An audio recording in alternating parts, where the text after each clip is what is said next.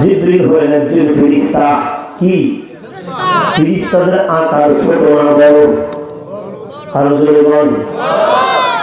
কেমন একজন ফেরেশতা জিবরাইল নবী আমার জানায়া দেয়, ও সাহাবায়ে কেরামরা, আমি জিবরিলের সামনে যখন প্রথম সাক্ষাতের জন্য গেলাম, নিচের দিকে তাকিয়ে দেখলাম জিবরিলের পা দেখা যায় না, হাতের দিকে তাকিয়ে দেখলাম হাত দেখা যায় না, মাথার দিকে তাকিয়ে দেখলাম মাথা দেখা যায় না।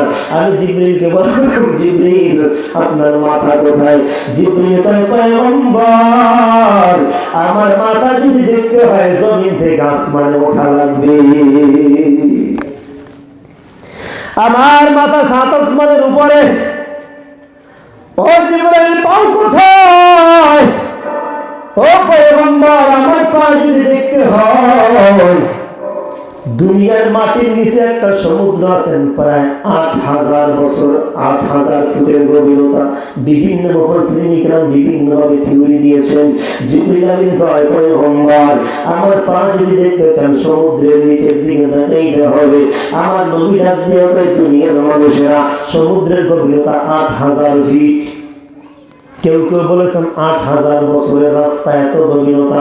যাই হোক, মতানক্য হিসাব করে পারা যাবে না।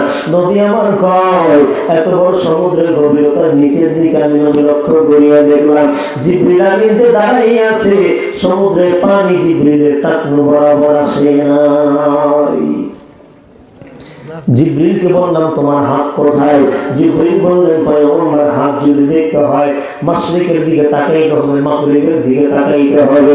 ও জিবরাইল তোমার হাত কোথায়? আল্লাহ আমাকে এত বড় হাত দান করলেন, দুনিয়াটা আমি আর জিবরাইল দুইটা হাতের মধ্যে নিয়ে ফেলতে পারি।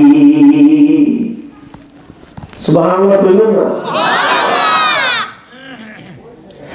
এত বড় জিবরাইল নবী আমার কয়, জিবরিলের মাথা আমি নবী দেখার সময় দেখলাম জিবরিলের মাথাটা এত বড়, এত বড়। ও দুনিয়ার মানুষেরা শুনে নাও, দুনিয়ার 7 সমুদ্রের পানি যদি জিবরিলের মাথার মধ্যে ঢেলে দেওয়া হয়, এক ফোঁটা পানিও জমিনে পড়বে না, এত বড় মাথা।